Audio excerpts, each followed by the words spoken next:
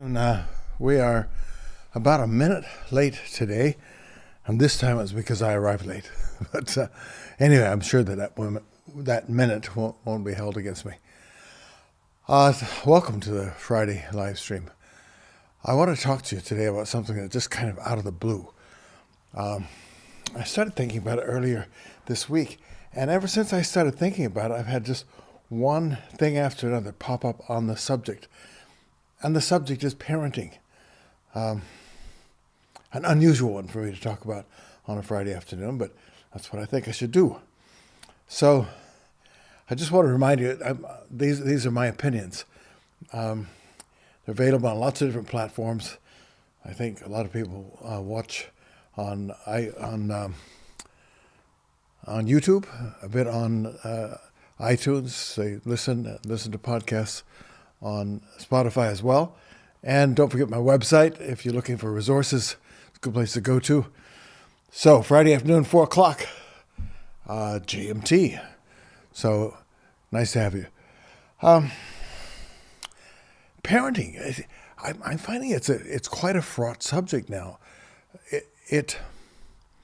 Well, when Marty and I first were getting to know one another, and we then got engaged, and we spent the better part of that year in which we were engaged. Well, we were engaged 9 months, but we got to know each other for a year before we were married. And we spent quite a lot of that time in the company of Lauren and Darlene Cunningham, and also my sister and brother-in-law, Don and Dion Stevens. Don and Dion had a talented oldest child, toddler at the time, who was a really strong-willed child. And watching them parent her was very instructive. And Lauren and Dar had a first daughter as well, about the same time, a little bit older than the Stevens daughter, and she was quite an easy child. But we were keen to learn about parenting, and we watched them with great interest, and we saw that there were some things differently than either one of us had been raised, and we thought they were very good. Now, I want to say that both Marty and myself, I think, had really exceptional parents. We had stable homes, we had marriages that lasted and were not fraught with any kind of tensions, at least not that we saw. And my parents were really good at sorting things out, but not in front of the kids. And therefore, we had really good models. And we had a mixture of parental acceptance and love of us, and disciplines, and learning how to work, and good Christian instruction because we were in church a lot. My parents didn't give a lot of personal instruction, and that's one of the things we thought we should change and do for our children. But somehow, during the 50 or so years since then, 53 years, I guess, 54, things have changed so that parenting has moved from what I think was quite a public environment, people wanting to learn and talk about it all, into a much more private thing. That is, in the early days of us then going on to take some leadership and have our own children and all, we had no reservations about teaching on parenting. But now it seems like you got to be really careful. We don't teach on parenting anymore and we don't disciple people. We don't give any counsel to parents on parenting unless they really ask, because it seems like that subject has moved into the private space, almost like the bedroom. It's something that you don't inquire about, you don't mention to parents, because it seems to be very private, and yet, in most of the settings that we go into to do any kind of teaching or training, we've just been in a gathering and a leadership training school in the Middle East for Middle East and Central Asian people, and we just noticed such different styles of parenting, and such different behavior of children, and yet, we still had this feeling you can't really bring that subject up, so be careful. I don't know for sure what's happened. Do you? why is that such a sensitive subject when there was that period of time in which we all felt that we wanted to learn everything we could about it? I suppose people still feel that way, but I don't know, it's become much more sensitive. But it was a great privilege for us to live with. We lived in a community. We lived in an old hotel that had been closed up, and then we had asked the owner for permission Lauren had to rent it for a season, and we opened it back up and cleaned it. Big task. Took all the shutters off the windows, and we lived together. And Lauren and Dar and their daughter lived in a room that had a little side room, and they lived in a room like all the other married couples did in our school. And most of the rest of us who were single, we lived in similar sized rooms, but there might be 2, 3, or 4 boys or girls in those rooms. But it was a close community, and we really got to know each other, and I enjoyed it a lot at the time. I didn't realize how much it would be considered a great privilege all these years later, but it certainly was. Amongst these early children, and years went by, and we stayed very close to both Don and Dion and Lauren and Dar, and they had children with very different temperaments. They had children who were easier than Don and Dion's first, and they had children who were more difficult and required a lot of expertise. Like Don and Dion, 4 or 5 years later, had a son who had severe learning difficulties. There were issues from birth that made his communication very difficult. Never has done verbal communication, and he's now late 40s. So, but even with him, all the authorities, the experts on the subject of children with learning disabilities, having tested him and observed him and all, said, well, you will need to institutionalize him because he will not be manageable. But they implemented a real consistent environment of love and inclusion and care and discipline for him. And we just visited them, and he is he's a loving young man now, a loving man. You still think of him as a child because his communication and developmental stage is still childhood. But he's more than manageable. He needs help to do almost everything, but he is an affectionate and loving person. So we learned a lot through that process, and part of it was something that became controversial later, I guess, because of the history of the people involved. But there was a man by the name of Dr. James Dobson whose ministry was launched mostly, I think, primarily through a book that he wrote called Dare to Discipline. This was at the stage when the theories about child rearing moved over to a secular humanist perspective, and therefore parenting became primarily permissive, because the idea was that children human beings are essentially good, and you don't want to in any way distort or hinder their development and their creativity. And if you let them just be creative and let them express themselves, then they will become a better person, more creative, more developed, more intelligent, and so on. And so those ideas about child rearing, which were really new then in the 70s and 80s, took root, and they became the orthodox way of raising kids, I guess. I can remember some nations were more advanced in the permissive parenting style than others, and I remember being invited to go speak at a pretty good-sized conference in a Scandinavian country, and there were a lot of families there, and I found that as a speaker it was just really difficult because the children were completely undisciplined. I actually had kids up on the platform. We were in a marquee in a tent with 300 people or so. Kids up on the platform shaking the mic stands, and parents doing nothing.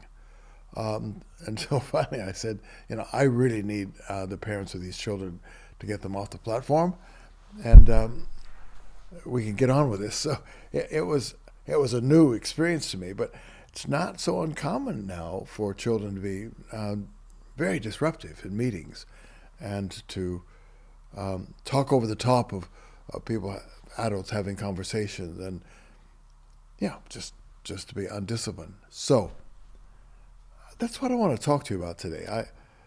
And yet I want you to not turn it off, please, because it may not be what you think.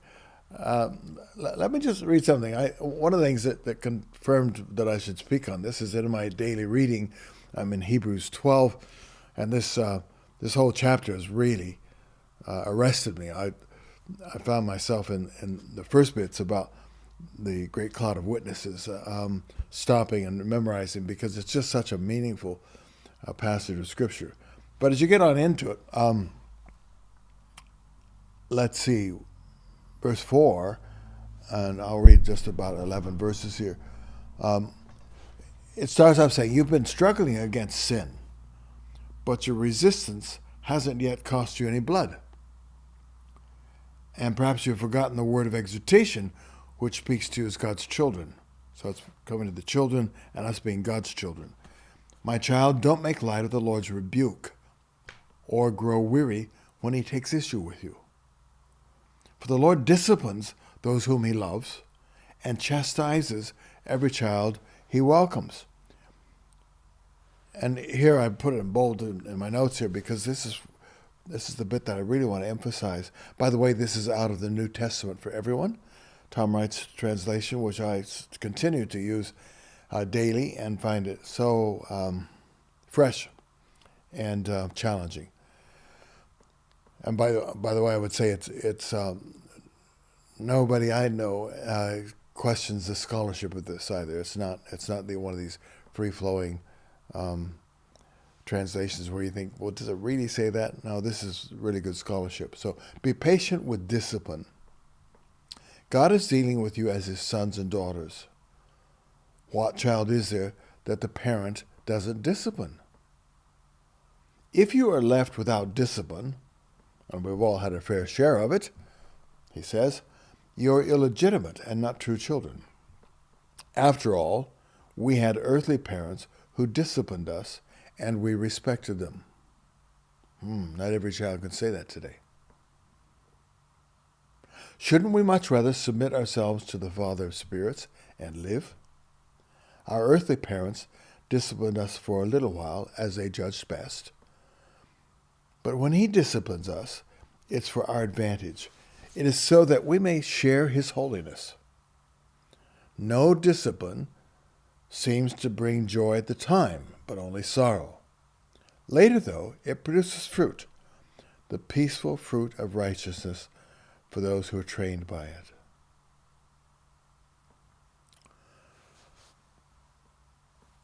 Some children need more discipline than others. We've had 4 kids. They've all married. We've got 12 grandkids, and they're such different temperaments.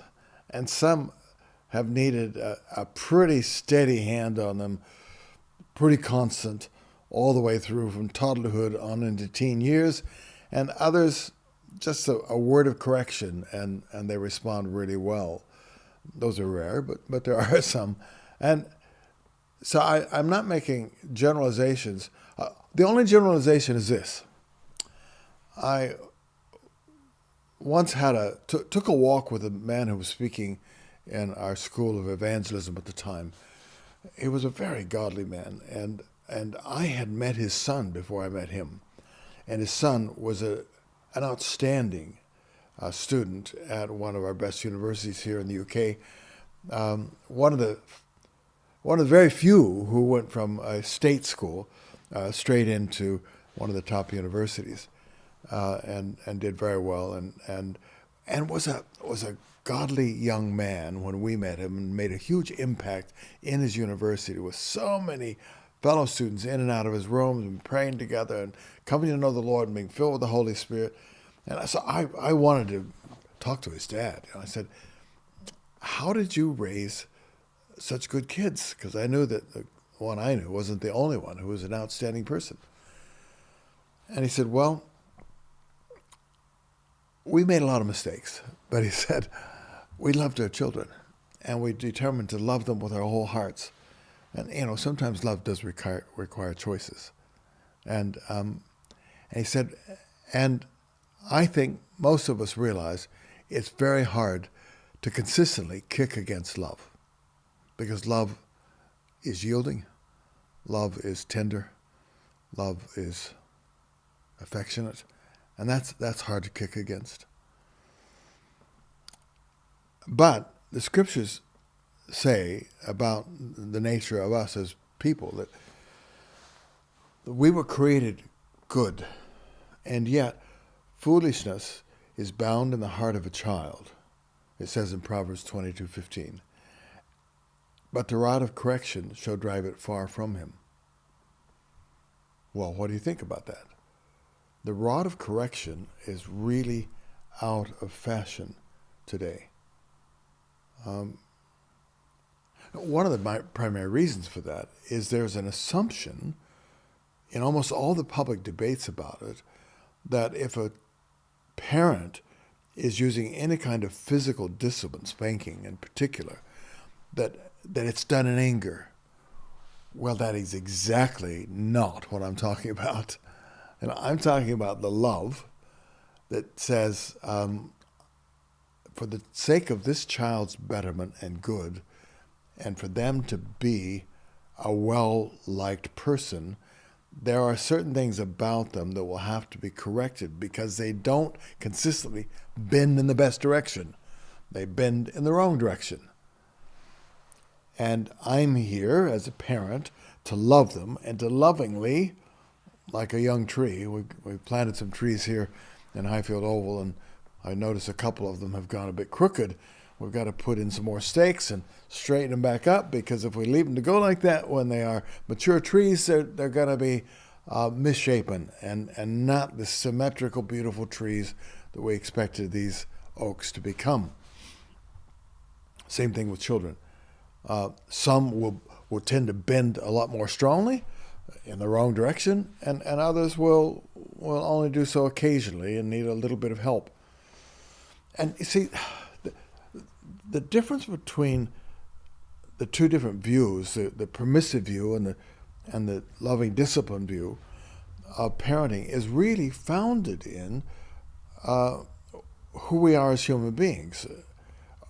The secular humanist view says, well, we are essentially good. And if left to our own creativity and our own developmental path, we will turn out as well as we might. And we will be the best people we could be. The biblical Christian worldview is that we were created good, but the early rebellion of humanity means that we tend towards not being so good. We tend towards evil at times, and if unchecked, that evil will grow.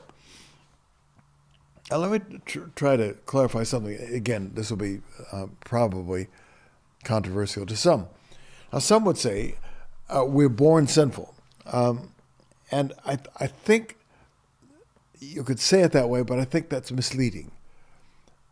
What I think that sin, being bad, requires a choice, and we don't consciously make choices, good or bad. We don't know good from bad for many months in our lives. And one of the things we've noticed raising kids and helping to raise grandkids is that some learn earlier than others. We have a photo somewhere of our eldest, who had this nice little hostess tray that I got for my wife, I think, when Michael was born, and we had some a little tea set on it and some things, and we had a cookie jar. And we have a picture of him somewhere where he's got the lid of the cookie jar off, and he's reaching into the cookie jar, and he's looking back to see if anybody's watching. And we weren't. We were taking a picture of it. And it's just a great statement that says this little kid, he was less than a year at the time, knows at least something that's right and something that's wrong, and he knows he's doing something he's not supposed to do. And that's where our sense of good and evil begins, and it begins to grow. I don't think, personally, reading the scriptures and looking at human nature, I don't think we are born guilty. I really don't. Because sin requires an informed choice. What I think, though, is that after the fall and with the way children are born and how they are raised, they have to be, to survive, self-focused entirely. And when they have any need, whether it's a need to have their diaper changed, or whether it's a need to have a drink of water or a bottle of milk, or to feed in some way, or whether they're tired and they want to go to sleep, they have only one way of expressing that, and that is to cry, to get our attention. And therefore, there is a training process that goes on in their awareness, in their brain, in their consciousness, that is entirely self-centered, or they would die. And as we know, as parents, for infants, whatever they need, you provide. And when they're crying incessantly, then they need something. Now, it might be just relief from some pain, a colic or whatever, and that's really tough, because some of these things the parents can't do anything about. But we are tuned, unless we are really corrupt, we are tuned to meet the needs of a small child. But then somewhere along the way, people speak of the terrible twos. Sometimes it's before then.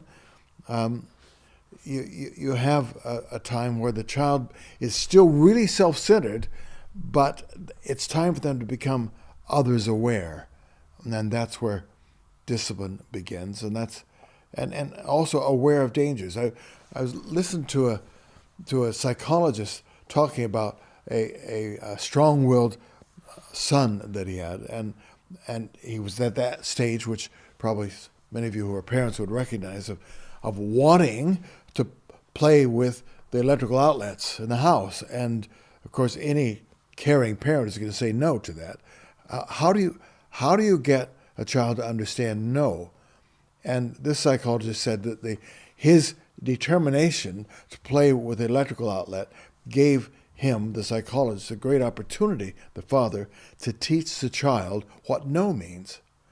Because when the child would crawl towards, then reach up towards the outlet, he would take him by the ankle and say no firmly and pull him back. And he said it only took about 3 weeks for him to learn what no meant, and from then on he understood it. Well, that kind of implied that he had little to do besides teaching his child no for 3 weeks. And so I'm not sure we can all do it that way, but somehow or another, we have to start bending their will in the right direction, because we love them and we want the best for them. And I think the most important thing in all this is, like the father or the friend I mentioned before, is that we love that child. We love those children, and they know it. One of the things that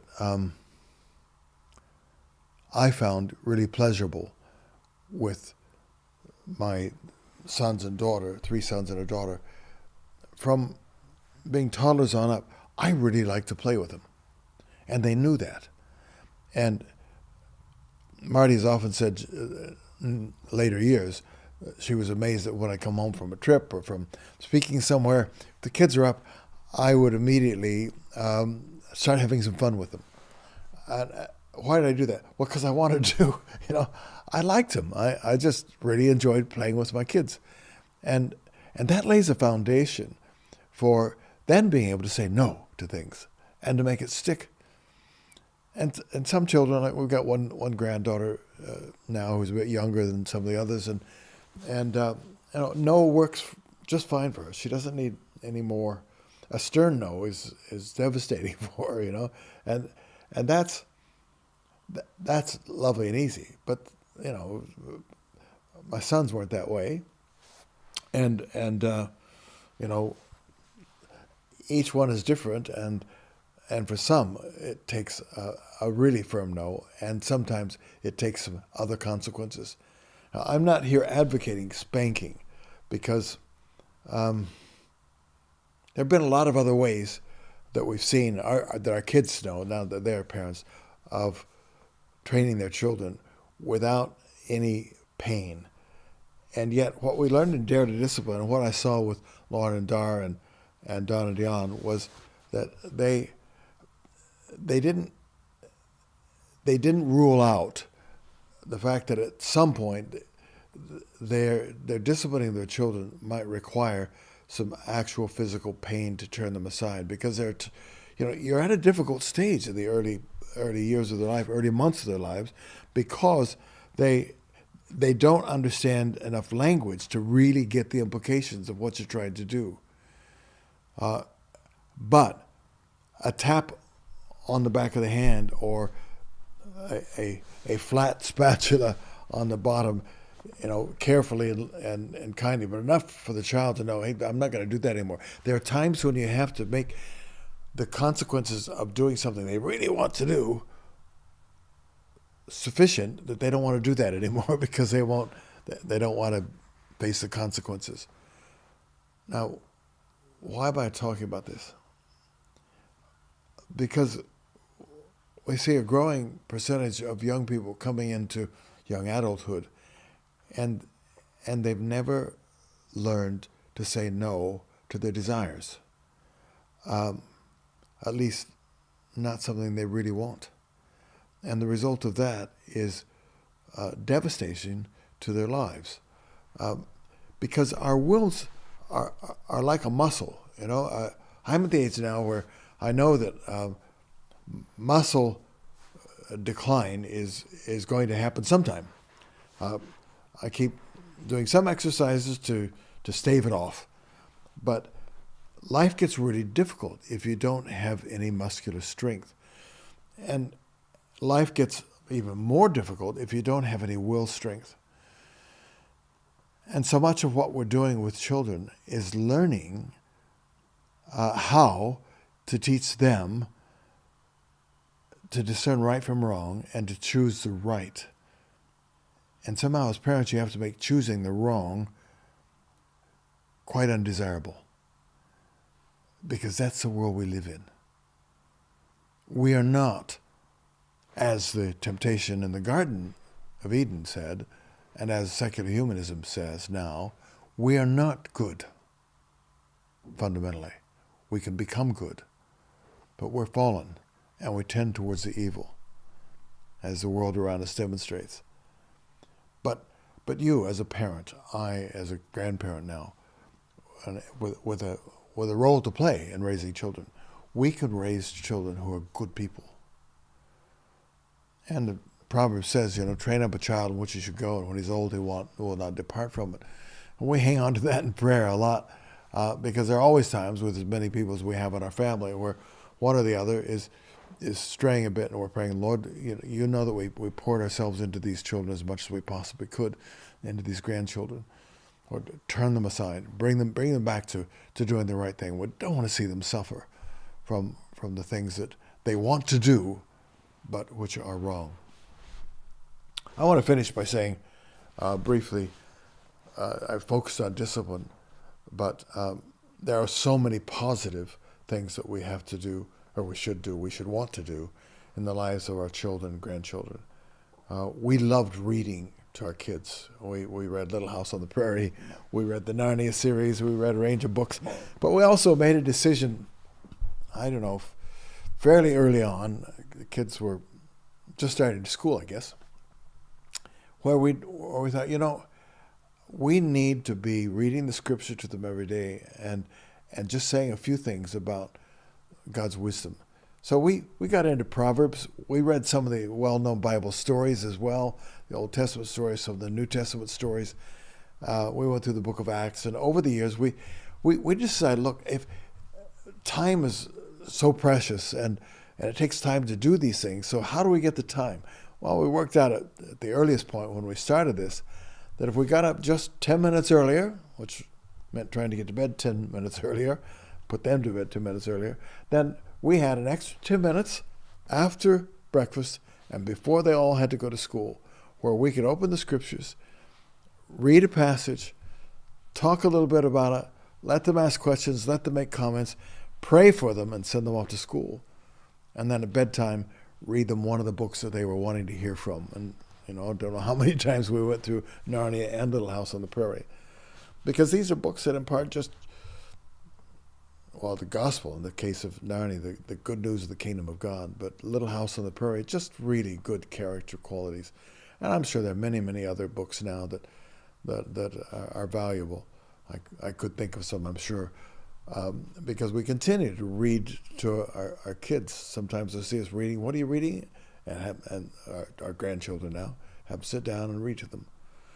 So these are all things that we do, making time for them.